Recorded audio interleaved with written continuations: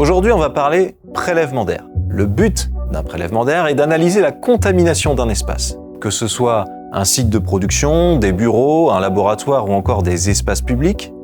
Tout le monde est concerné. Bonjour à tous et bienvenue dans mon labo.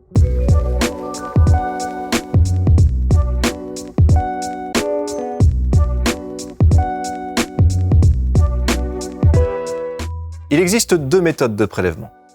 Méthode passive et méthode active. Le prélèvement passif, également appelé sédimentation, consiste à venir exposer une boîte de pétri sur un point de prélèvement toujours identique. On attend ensuite un temps donné que les micro-organismes viennent se déposer naturellement sur la gélose. Par exemple, dans les environnements dits propres ou classés, il est préférable de laisser reposer la boîte pendant 4 heures, permettant ainsi aux micro-organismes de se déposer naturellement sur la surface de la gélose.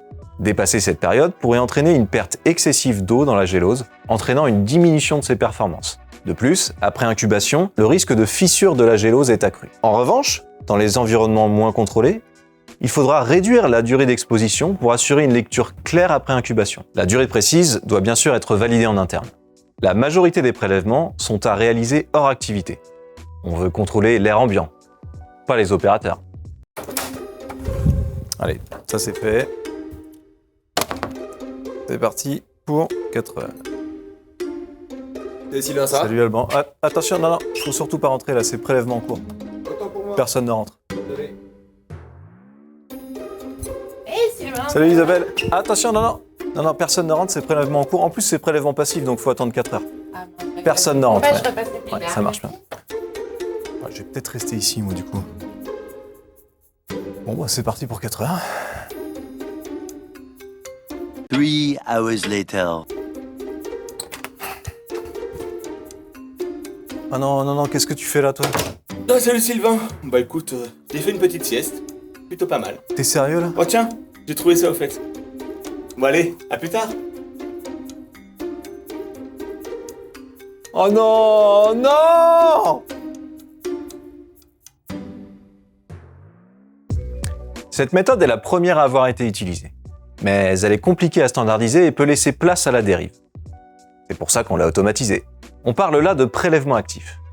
On vient aspirer un volume d'air défini, à une vitesse définie, sur une boîte de pétri ou dans un bouillon liquide à l'aide d'un biocollecteur. Mais, Sylvain, c'est quoi un volume d'air défini? Dans les environnements maîtrisés et classés, les normes ISO 17141 et 14698 demandent à prélever de grands volumes d'air, jusqu'à 1000 litres. Pour les environnements non maîtrisés, c'est-à-dire avec une présence plus importante de micro-organismes, il n'y a pas de norme. Il s'agit de prélever suffisamment, mais pas trop, pour que la boîte reste lisible après incubation. Encore une fois, tout ça est à valider en interne, bien sûr. Ah mais Sylvain, ok, un volume défini. Mais c'est quoi la vitesse définie? L'idée, c'est de prélever toujours à la même vitesse d'impaction.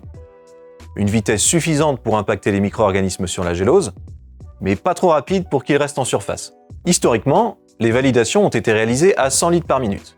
Mais depuis, les pratiques ont évolué. Des études comparatives ont été menées, permettant aujourd'hui d'utiliser des appareils calibrés à 200 litres par minute. On vient donc de diviser le temps de prélèvement par 2, tout en restant conforme aux normes.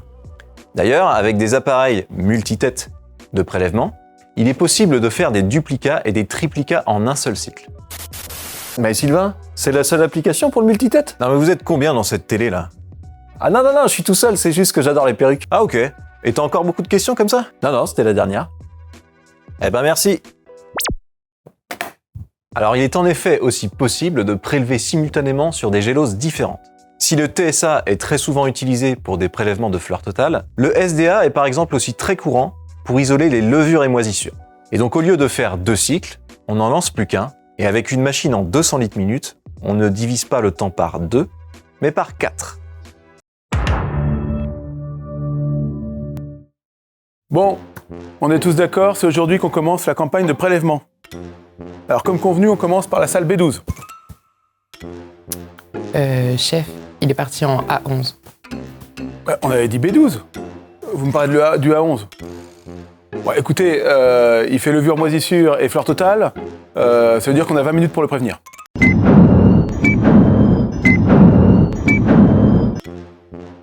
Chef, il utilise un biocollecteur 2 têtes. On n'a plus que 10 minutes. Bon bah 10 minutes. Vous avez 10 minutes pour le prévenir dans ce cas-là. Chef, par contre, il utilise un 200 litres minute. Donc on n'a plus que 5 minutes. Ok. Ça veut dire 5 minutes pour le prévenir.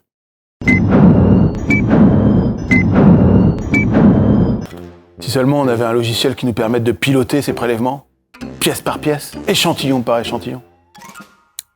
Ah si, chef. Justement, ça existe. Ça s'appelle Chef. Au fait, vous aimez ce contenu? Abonnez-vous et cliquez sur la petite cloche.